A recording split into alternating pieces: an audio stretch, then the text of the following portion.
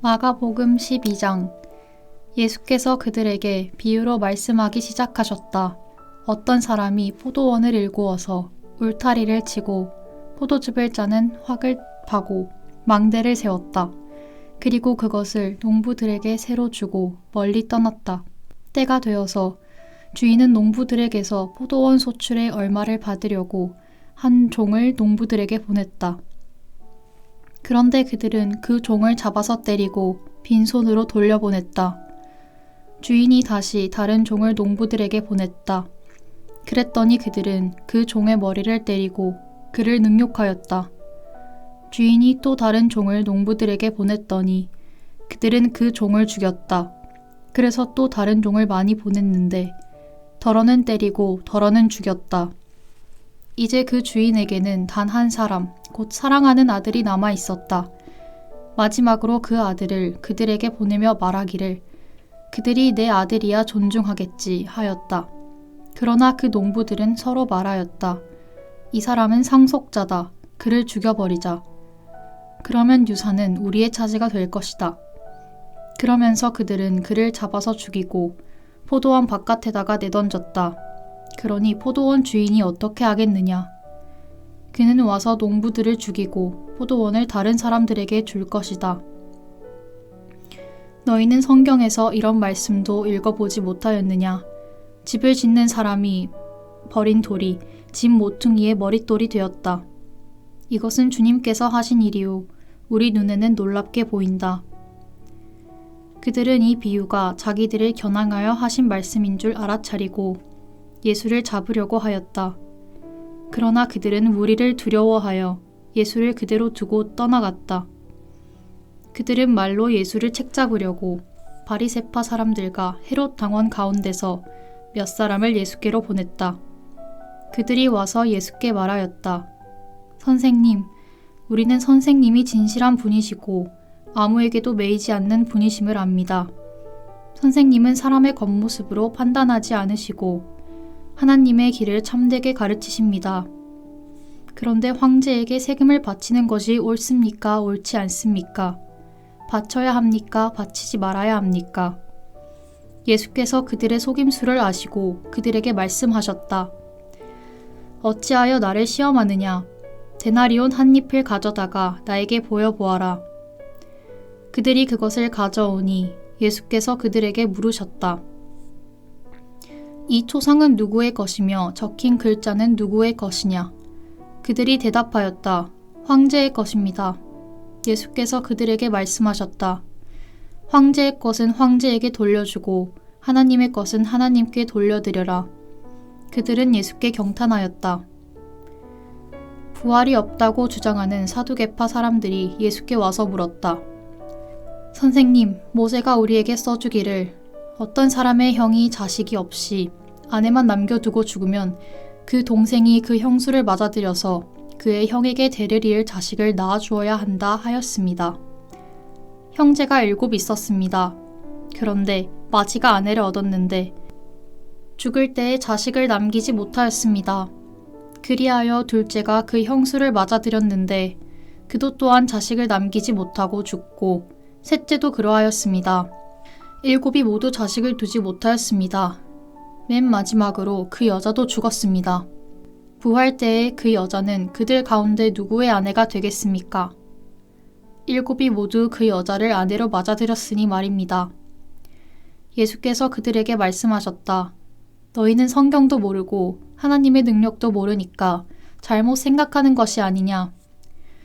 사람이 죽은 사람들 가운데서 살아날 때에는 장가도 가지 않고 씹도 가지 않고 하늘에 있는 천사들과 같다. 죽은 사람들이 살아나는 일에 관해서는 모세의 책에 떨기나무 이야기가 나오는 대목에서 하나님께서 모세에게 어떻게 말씀하셨는지를 너희는 읽어보지 못하였느냐. 하나님께서는 모세에게 말씀하시기를 나는 아브라함의 하나님이요 이삭의 하나님이요 야곱의 하나님이다 하시지 않으셨느냐. 하나님은 죽은 사람들의 하나님이 아니라 살아있는 사람들의 하나님이시다. 너희는 생각을 크게 잘못하고 있다. 율법학자들 가운데 한 사람이 다가와서 그들이 변론하는 것을 들었다. 그는 예수가 그들에게 대답을 잘 하시는 것을 보고서 예수께 물었다. 모든 계명 가운데서 가장 으뜸되는 것은 어느 것입니까? 예수께서 대답하셨다. 첫째는 이것이다. 이스라엘아 들어라. 우리 하나님이신 주님은 오직 한 분이신 주님이시다. 내 마음을 다하고 내 목숨을 다하고 내 뜻을 다하고 내 힘을 다하여 너의 하나님이신 주님을 사랑하여라. 둘째는 이것이다. 네 이웃을 내 몸같이 사랑하여라. 이 계명보다 더 큰 계명은 없다. 그러자 율법학자가 예수께 말하였다. 선생님, 옳은 말씀입니다. 하나님은 한 분이시요 그 밖에 다른 이는 없다고 하신 그 말씀은 옳습니다. 또 마음을 다하고 지혜를 다하고 힘을 다하여 하나님을 사랑하는 것과 이웃을 자기 몸같이 사랑하는 것이 모든 번제와 희생제보다 더 낫습니다. 예수께서는 그가 슬기롭게 대답하는 것을 보시고 그에게 말씀하셨다. 너는 하나님의 나라에서 멀리 있지 않다. 그 뒤에는 감히 예수께 더 묻는 사람이 없었다. 예수께서 성전에서 가르치실 때 이렇게 말씀하셨다. 어찌하여 율법학자들은 그리스도가 다윗의 자손이라고 하느냐? 다윗이 성령의 감동을 받아서 친히 이렇게 말하였다. 주님께서 내 주께 말씀하셨다. 내가 내 원수를 내 발 아래에 굴복시킬 때까지 너는 내 오른쪽에 앉아 있어라. 다윗 스스로가 그를 주라고 불렀는데 어떻게 그가 다윗의 자손이 되겠느냐? 많은 무리가 예수의 말씀을 기쁘게 들었다. 예수께서 가르치시면서 이렇게 말씀하셨다. 율법학자들을 조심하여라. 그들은 예복을 입고 다니기를 좋아하고 장터에서 인사받기를 좋아하고 회당에서는 높은 자리에 앉기를 좋아하고 잔치에서는 윗자리에 앉기를 좋아한다. 그들은 과부들의 가산을 삼키고 남에게 보이려고 길게 기도한다. 이런 사람들이야말로 더 엄한 심판을 받을 것이다. 예수께서 헌금함 맞은쪽에 앉아서 무리가 어떻게 헌금함에 돈을 넣는가를 보고 계셨다. 많이 넣는 부자가 여럿 있었다. 그런데 가난한 과부 한 사람은 와서 렙돈 2닙 곧 한 고드란트를 넣었다. 예수께서 제자들을 곁에 불러놓고서 그들에게 말씀하셨다. 내가 진정으로 너희에게 말한다. 헌금함에 돈을 넣은 사람들 가운데 이 가난한 과부가 어느 누구보다도 더 많이 넣었다. 모두 다 넉넉한 데서 얼마씩을 떼어 넣었지만 이 과부는 가난한 가운데서 가진 것 모두 곧 자기 생활비 전부를 털어 넣었다.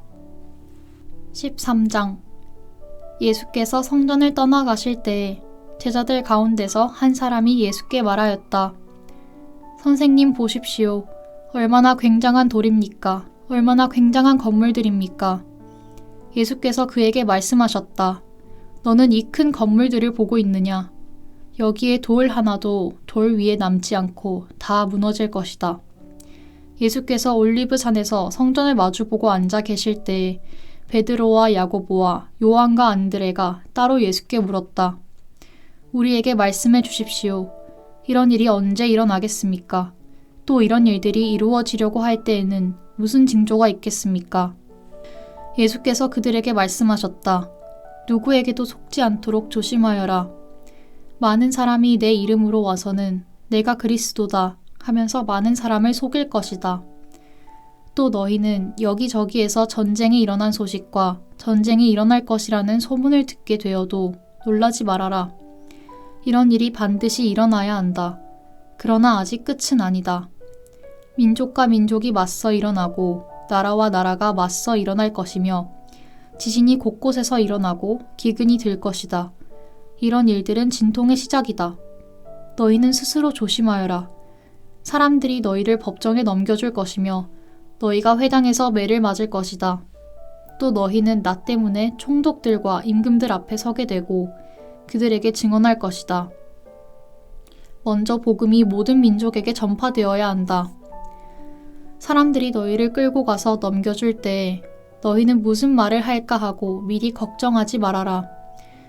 무엇이든지 그 시각에 말할 것을 너희에게 지시하여 주시는 대로 말하여라. 말하는 이는 너희가 아니라 성령이시다. 형제가 형제를 죽음에 넘겨주고 아버지가 자식을 또한 그렇게 하고 자식이 부모를 거슬러 일어나서 부모를 죽일 것이다. 너희는 내 이름 때문에 모든 사람에게서 미움을 받을 것이다. 그러나 끝까지 견디는 사람은 구원을 받을 것이다. 황폐하게 하는 가증스러운 물건이 서지 못할 곳에 선 것을 보거든. 그때에는 유대에 있는 사람들은 산으로 도망하여라. 지붕 위에 있는 사람은 내려오지도 말고 제 집 안에서 무엇을 꺼내려고 들어가지도 말아라. 들에 있는 사람은 제 겉옷을 가지러 뒤로 돌아서지 말아라. 그날에는 아이벤 여자들과 젖먹이가 딸린 여자들은 불행하다. 이 일이 겨울에 일어나지 않도록 기도하여라.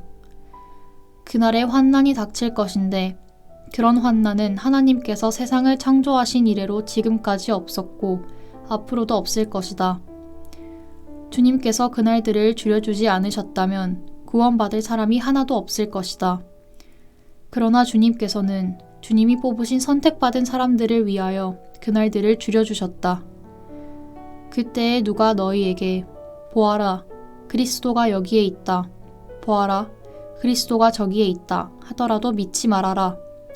거짓 그리스도들과 거짓 예언자들이 일어나 표징들과 기적들을 행하여 보여서 할 수만 있으면 선택받은 사람들을 홀리려 할 것이다. 그러므로 너희는 조심하여라. 내가 이 모든 일을 너희에게 미리 말하여 둔다.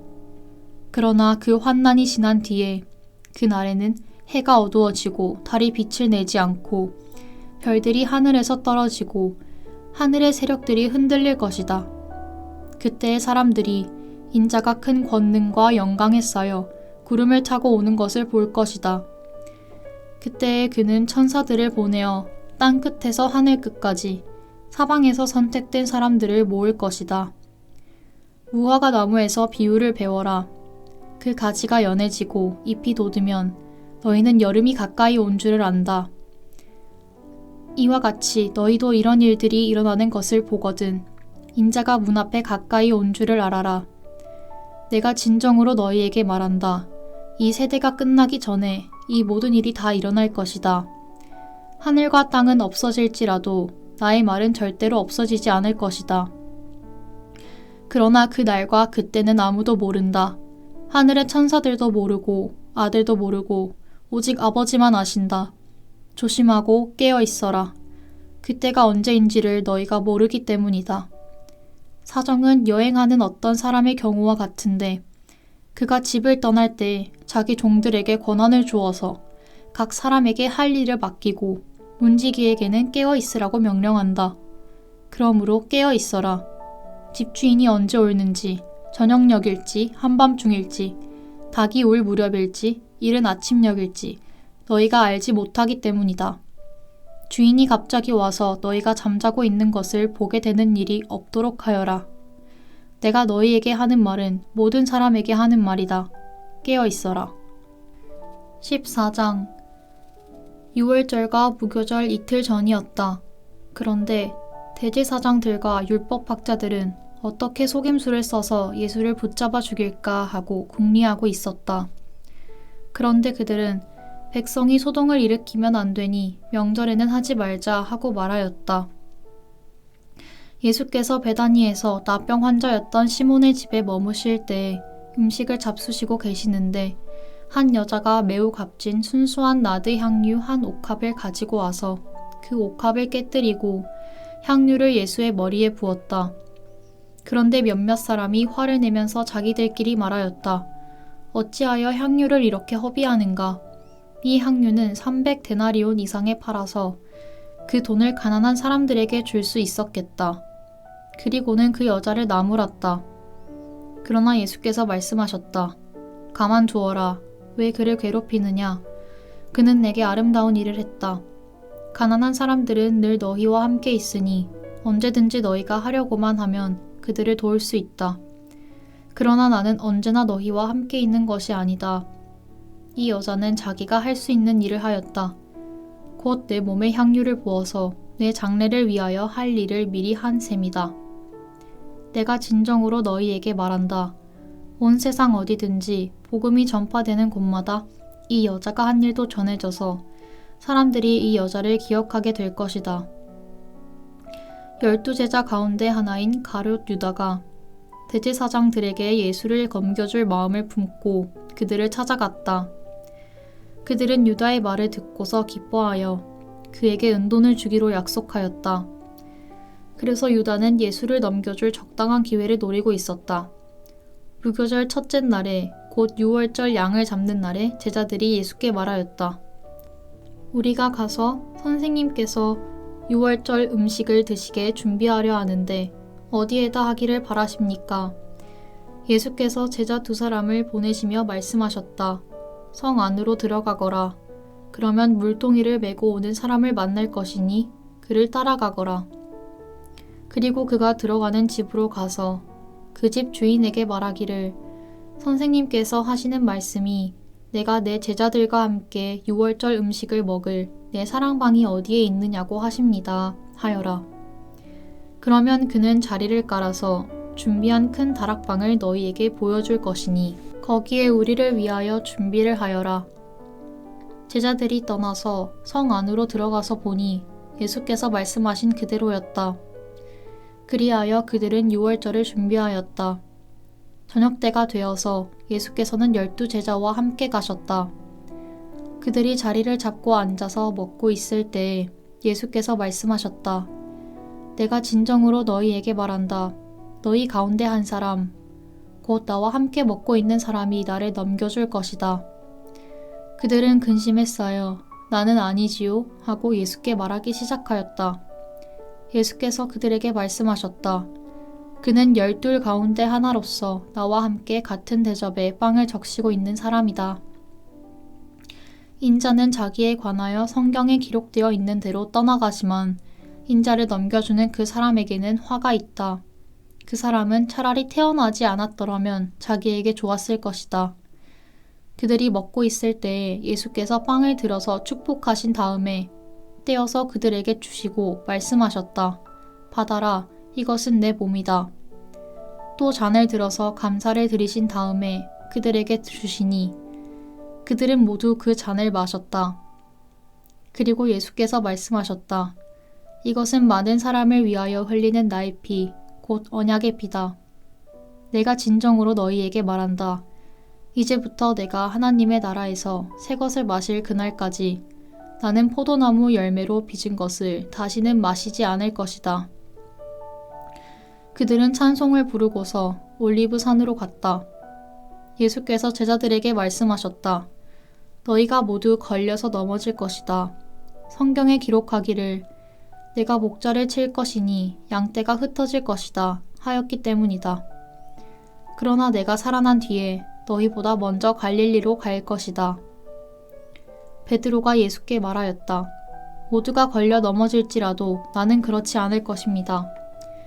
예수께서 그에게 말씀하셨다. 내가 진정으로 너에게 말한다. 오늘 밤에 닭이 2번 울기 전에 네가 3번 나를 모른다고 할 것이다. 그러나 베드로는 힘주어서 말하였다.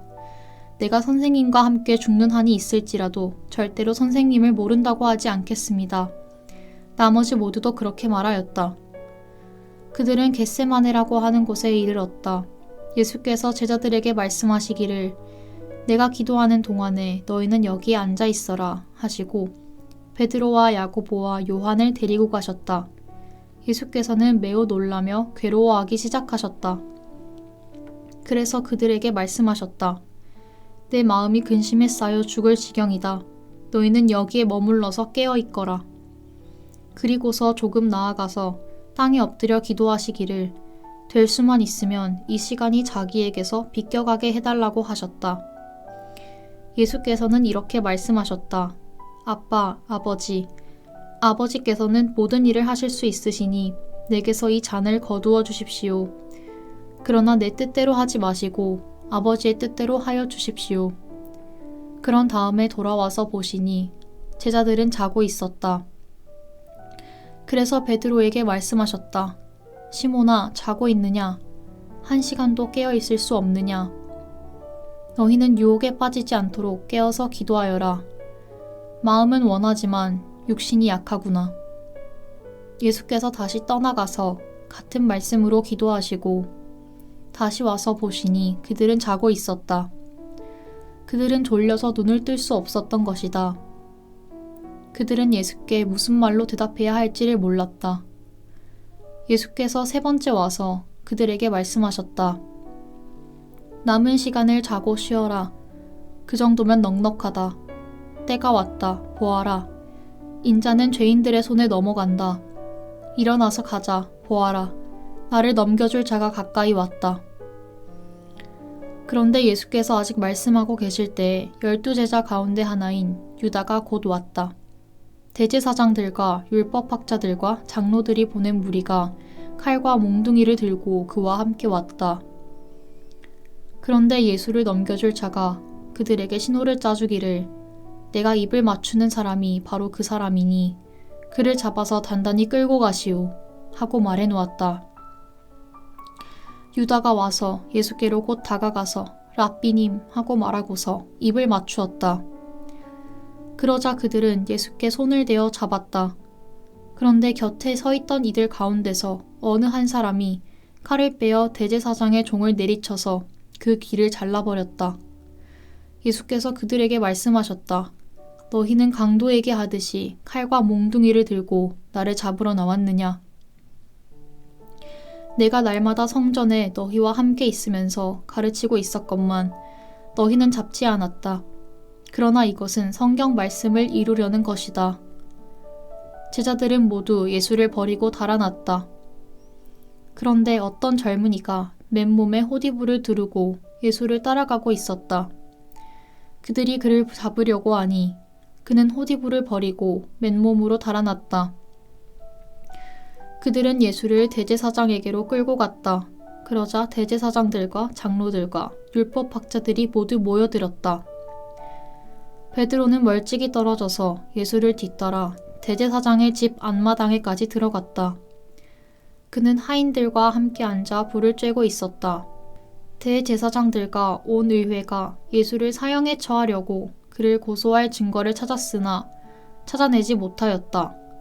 예수에게 불리하게 거짓으로 증언하는 사람이 많이 있었지만 그들의 증언은 서로 들어맞지 않았다. 더러는 일어나서 그에게 불리하게 거짓으로 증언하여 말하기를 우리가 이 사람이 말하는 것을 들었는데 내가 사람의 손으로 지은 이 성전을 허물고 손으로 짓지 않은 다른 성전을 사흘 만에 세우겠다 하였습니다. 그러나 그들의 증언도 서로 들어맞지 않았다. 그래서 대제사장이 한가운데 일어서서 예수께 물었다. 이 사람들이 그대에게 불리하게 증언하는데도 아무 답변도 하지 않소? 그러나 예수께서는 입을 다무시고 아무 대답도 하지 않으셨다. 대제사장이 예수께 물었다. 그대는 찬양을 받으실 분의 아들 그리스도요? 예수께서 말씀하셨다. 내가 바로 그이요. 당신들은 인자가 전능하신 분의 오른쪽에 앉아 있는 것과 하늘의 구름을 타고 오는 것을 보게 될 것이요. 대제사장은 자기 옷을 찢고 말하였다. 이제 우리에게 무슨 증인들이 더 필요하겠소. 여러분은 이제 하나님을 모독하는 말을 들었소. 여러분의 생각은 어떠하오? 그러자 그들은 모두 예수는 사형을 받아야 마땅하다고 정죄하였다. 그들 가운데서 더러는 달려들어 예수께 침을 뱉고 얼굴을 가리고 주먹으로 치고 하면서 알아맞추어 보아라 하고 놀려대기 시작하였다. 그리고 하인들은 예수를 손바닥으로 쳤다. 베드로가 안뜰 아래쪽에 있는데 대제사장의 하녀 가운데 하나가 와서 베드로가 불을 쬐고 있는 것을 보고 그를 빤히 노려보고서 말하였다. 당신도 저 나사렛 사람 예수와 함께 다닌 사람이지요. 그러나 베드로는 부인하여 말하였다. 내가 무슨 말을 하는지 나는 알지도 못하고 깨닫지도 못하겠다. 그리고 그는 바깥 뜰로 나갔다. 그 하녀가 그를 보고서 그 곁에 서 있는 사람들에게 다시 말하였다. 이 사람은 그들과 한패입니다. 그러나 그는 다시 부인하였다. 조금 뒤에 곁에 서 있는 사람들이 다시 베드로에게 말하였다. 당신이 갈릴리 사람이니까 틀림없이 그들과 한패일까요? 그러나 베드로는 저주하고 맹세하여 말하였다. 나는 당신들이 말하는 그 사람을 알지 못하오. 그러자 곧 닭이 2번 울었다. 그래서 베드로는 예수께서 자기에게 닭이 2번 울기 전에 내가 나를 3번 모른다고 할 것이다 하신 그 말씀이 생각나서 엎드려서 울었다. 아멘. 오늘도 주님 안에서 복된 하루 되시기 바랍니다.